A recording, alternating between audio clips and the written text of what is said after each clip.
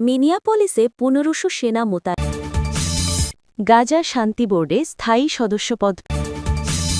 ইরানে বিক্ষোভে নিহত অন্তত ৫। লন্ডনে উপনিবেশের লুণ্ঠিত অলঙ্কারে। গাজার শান্তি পর্ষদে এতক্ষণ শুনছিলেন সংবাদ শিরোনাম। মিনিয়াপলিসে ১৫০০ সেনা মোতায়েনে প্রস্তুত ট্রাম্প প্রশাসন। যুক্তরাষ্ট্রের মিনিয়াপলিসে চলমান অভিবাসন বিরোধী আইসিই বিক্ষোভ দমনে ১৫০০ সেনাকে প্রস্তুত রাখা হয়েছে বলে জানিয়েছেন দেশটির এক প্রতিরক্ষা কর্মকর্তা। ব্রিটিশ সংবাদমাধ্যম বিবিসির সহযোগী প্রতিষ্ঠান সিবিএস নিউজকে ওই কর্মকর্তা জানান, আলাস্কায় অবস্থানরত এই সেনাদের মোতায়েনের বিকল্পটি এখন প্রেসিডেন্ট ডোনাল্ড ট্রাম্পের হাতে রয়েছে।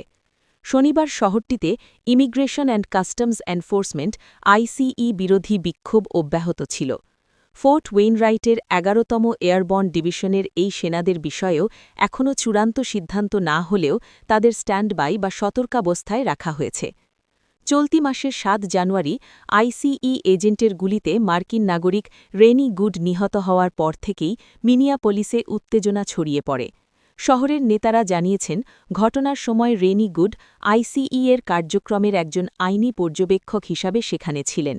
তবে ট্রাম্প প্রশাসন তাকে দেশীয় সন্ত্রাসী হিসাবে আখ্যায়িত করেছে। রেনির মৃত্যুর পর দেশজুড়ে বিক্ষোভ শুরু হয়।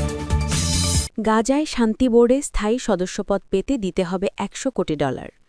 গাজার জন্য প্রস্তাবিত নতুন বোর্ড অফ পিসে স্থায়ী সদস্যপদ পেতে আগ্রহী দেশগুলোকে অন্তত $১০০ কোটি বা $১ বিলিয়ন অনুদান দেওয়ার প্রস্তাব দিয়েছে ট্রাম্প প্রশাসন। মার্কিন সংবাদমাধ্যম ব্লুমবার্গের হাতে আসা একটি খসড়া সনদে এই তথ্য উঠে এসেছে। প্রস্তাবিত এই আন্তর্জাতিক সংস্থার প্রথম চেয়ারম্যান হিসেবে দায়িত্ব পালন করবেন ডোনাল্ড ট্রাম্প নিজেই। মার্কিন সংবাদমাধ্যম ব্লুমবার্গ এ খবর জানিয়েছে। খসড়া অনুযায়ী ট্রাম্পই ঠিক করবেন কারা এই বোর্ডের সদস্য হতে পারবেন। অধিকাংশের ভোটের ভিত্তিতে সিদ্ধান্ত নেওয়া হলেও তা চেয়ারম্যানের অনুমোদনের ওপর নির্ভরশীল থাকবে। সনদে বলা হয়েছে, কোনো সদস্য রাষ্ট্রের মেয়াদ হবে সর্বোচ্চ ৩ বছর। তবে যেসব দেশ প্রথম বছরের মধ্যে $১০০ কোটি নগদ অর্থ সহায়তা দেবে, তাদের ক্ষেত্রে এই ৩ বছরের মেয়াদ প্রযোজ্য হবে না, অর্থাৎ তারা স্থায়ী সদস্যপদ পাবে। সমালোচকরা আশঙ্কা করছেন, ট্রাম্প জাতিসংঘের বিকল্প বা প্রতিদ্বন্দ্বী একটি সংস্থা গড়ে তোলার চেষ্টা করছেন, অথচ দীর্ঘদিন ধরেই তিনি জাতিসংঘের সমালোচনা করে আসছেন। সনদে এই বোর্ডকে দ্বন্দ্বকবলিত এলাকায় স্থিতিশীলতা রক্ষা এবং নির্ভরযোগ্য শাসন ব্যবস্থা নিশ্চিত করার একটি আন্তর্জাতিক সংস্থা হিসেবে বর্ণনা করা হয়েছে। অন্তত ৩টি সদস্য রাষ্ট্র এই সনদে সম্মতি দিলেই এটি কার্যকর হবে। ইরানে বিক্ষোভে নিহত অন্তত ৫,০০০, দাবি সরকারি কর্মকর্তার। ইরানে চলমান বিক্ষোভে নিরাপত্তা বাহিনীর সদস্যসহ অন্তত ৫,০০০ মানুষ নিহত হয়েছেন বলে জানিয়েছেন দেশটির এক সরকারি কর্মকর্তা। রবিবার নাম প্রকাশ না করার শর্তে ওই কর্মকর্তা জানান, নিহতদের মধ্যে প্রায় ৫০০ জন নিরাপত্তা বাহিনীর সদস্য রয়েছেন।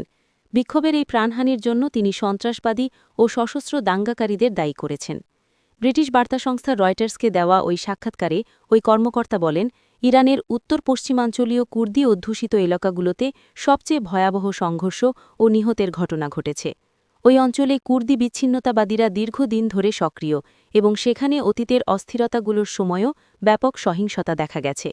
ওই কর্মকর্তা আরও জানান, চূড়ান্ত নিহতের সংখ্যা আর খুব বেশি বাড়ার সম্ভাবনা নেই। একই সঙ্গে তিনি অভিযোগ করেন যে ইসরায়েল লন্ডনে উপনিবেশের লুণ্ঠিত অলঙ্কারের প্রদর্শনী, অ্যাক্টিভিস্টদের বিক্ষোভ। টাওয়ার অফ লন্ডনে সংরক্ষিত ব্রিটিশ রাজকীয় অলঙ্কার বা ক্রাউন জুয়েলসের কাঁচের আবরণে কাস্টার্ড ও ফ্রুট ক্রাম্বল ছুঁড়ে প্রতিবাদ জানিয়েছে British activist group Take Back Power বা টিবিপি। আপাতদৃষ্টিতে এটি একটি সাধারণ ভাঙচুর মনে হলেও এর গভীরে লুকিয়ে আছে এক বিশাল ঐতিহাসিক পরিহাস। যে অলঙ্কারগুলোকে ব্রিটিশরা তাদের আভিজাত্যের প্রতীক মনে করে, ঐতিহাসিকভাবে সেগুলোর সিংহভাগই আসলে বাংলাদেশ, ভারত ও পাকিস্তান সহ বিভিন্ন উপনিবেশ থেকে সুকৌশলে লুণ্ঠিত সম্পদ। রাজকীয় অলঙ্কার লুণ্ঠিত সম্পদের ভাণ্ডার টাওয়ার অব লন্ডনের এই প্রদর্শনীকে অনেক ইতিহাসবিদই বিশ্বের বৃহত্তম চোরাই মালের সংগ্রহশালা হিসেবে অভিহিত করেন। এর সবচেয়ে বিতর্কিত অংশ হল জগৎবিখ্যাত কোহিনূর হীরা। ১৮৪৯ সালে পাঞ্জাব দখলের পর মাত্র ১০ বছর বয়সী শিখ মহারাজা দলিত সিংকে চাপের মুখে ফেলে লাহোর চুক্তিতে স্বাক্ষর করাতে বাধ্য করে ব্রিটিশরা। সেই চুক্তির আড়ালে মূলত হীরাটি ছিনিয়ে নেওয়া হয়েছিল। ঐতিহাসিক তথ্যমতে ১৭৬৫ থেকে ১৯৩৮ সালের মধ্যে ব্রিটেন কেবল ভারত থেকেই প্রায় $৪৫ ট্রিলিয়ন সমমূল্যের সম্পদ লুণ্ঠন করেছে। আজকের এই বিক্ষোভ সেই ঐতিহাসিক অবিচারের বিরুদ্ধেই এক তীব্র চপেটাঘাত। অতীত ও বর্তমানের চৌর্যবৃত্তি। বর্তমানের এই অস্থির সময়ে একটি প্রশ্ন এড়িয়ে যাওয়ার সুযোগ নেই। ইতিহাস কি আবারও নিজেকে পুনরাবৃত্তি করছে? একসময় রাষ্ট্রীয় মদদে পুরো একটি মহাদেশকে নিঃস্ব করা হয়েছিল, আর আজ আধুনিক গণতান্ত্রিক ব্যবস্থার দোহাই দিয়ে সেই লুণ্ঠিত সম্পদকে ঐতিহ্য হিসেবে আগলে রাখা হচ্ছে। টেক ব্যাক পাওয়ার যখন লন্ডনের অভিজাত সুপারশপগুলো থেকে পণ্য সরিয়ে অভাবীদের মাঝে বিলিয়ে দেওয়ার দাবি জানাচ্ছে, তখন তারা মূলত প্রতিষ্ঠিত ব্যবস্থার চরম বৈষম্যকেই। গাজার শান্তি পর্ষদে পাকিস্তানকে আমন্ত্রণ জানিয়েছেন ট্রাম্প। ফিলিস্তিনের গাজায় অন্তর্বর্তী প্রশাসনের কার্যক্রম তদারকে গঠিত বোর্ড অফ পিস বা শান্তি পর্ষদে পাকিস্তানকে যোগ দেওয়ার আমন্ত্রণ জানিয়েছেন যুক্তরাষ্ট্রের প্রেসিডেন্ট ডোনাল্ড ট্রাম্প। পাকিস্তানের পররাষ্ট্র মন্ত্রণালয় আজ রোববার একথা জানিয়েছে। সাংবাদিকদের প্রশ্নের জবাবে পাকিস্তানের পররাষ্ট্র মন্ত্রণালয়ের মুখপাত্র তাহির আন্দ্রাবি বলেন, গাজার শান্তি পর্ষদে যোগ দেওয়ার জন্য যুক্তরাষ্ট্রের প্রেসিডেন্টের আমন্ত্রণ পেয়েছেন পাকিস্তানের প্রধানমন্ত্রী। পাকিস্তানের পররাষ্ট্র মন্ত্রণালয়ের মুখপাত্র আরও বলেন, জাতিসংঘের প্রস্তাবের সঙ্গে সামঞ্জস্য রেখে ফিলিস্তিন সমস্যার একটি স্থায়ী সমাধানের লক্ষ্যে গাজায় শান্তি ও নিরাপত্তা নিশ্চিত করতে আন্তর্জাতিক প্রচেষ্টার সঙ্গে পাকিস্তান যুক্ত থাকবে। গাজা যুদ্ধ বন্ধে গত বছরের সেপ্টেম্বরে ২০ দফা পরিকল্পনা ঘোষণা করেছিলেন ট্রাম্প। এরই ধারাবাহিকতায় গত ১০ অক্টোবর থেকে গাজায় যুদ্ধ। খ্রিস্টান জায়নবাদ খ্রিস্টধর্মের জন্য হুমকি।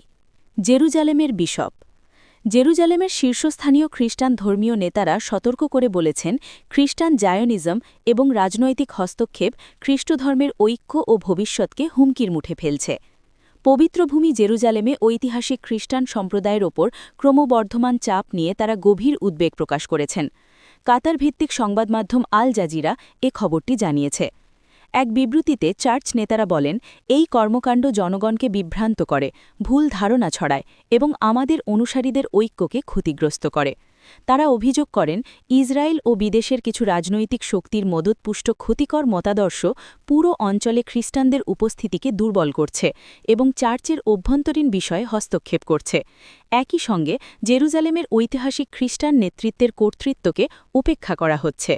বিশপরা জানান, ইসরায়েলের ভূমি দখল, অবৈধ বসতি সম্প্রসারণ এবং চার্চের সম্পত্তির ওপর চাপসহ রাষ্ট্রীয় বিভিন্ন নীতির সঙ্গে এই সংকট গভীরভাবে জড়িত।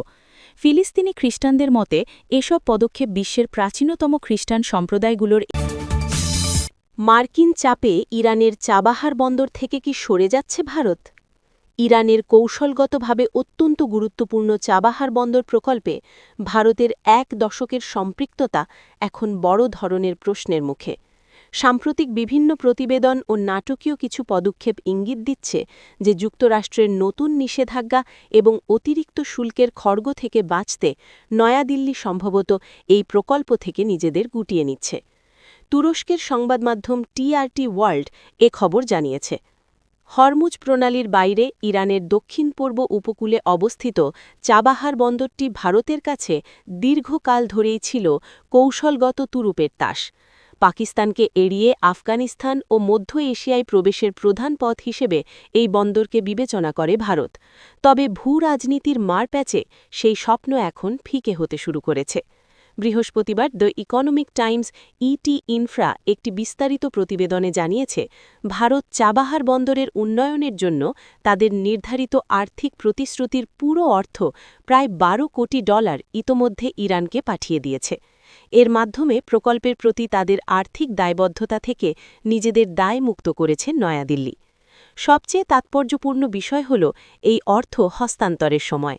প্রতিবেদনে বলা হয়েছে, ২০২৫ সালের সেপ্টেম্বরের শেষে যুক্তরাষ্ট্রের নিষেধাজ্ঞা পুনরায় কার্যকর হওয়ার আগেই ভারত এই অর্থ পরিশোধ সম্পন্ন করে।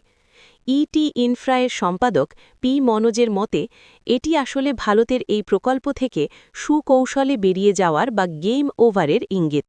তিনি বলেন, অবাক করার বিষয় হল নিষেধাজ্ঞা শুরু হওয়ার আগেই ভারত তাদের পুরো প্রতিশ্রুত অর্থ ইরানকে দিয়ে দিয়েছে। কৌশলগত পিছুটান নাকি সাময়িক কৌশল? অবশ্য ভারতের সাবেক কূটনীতিবিদ অনিল ওয়াধওয়া এই পদক্ষেপকে ভিন্নভাবে দেখছেন। তার মতে এটি কোনো স্থায়ী প্রস্থান নয়, বরং একটি কৌশলগত পুনর্মূল্যায়ন।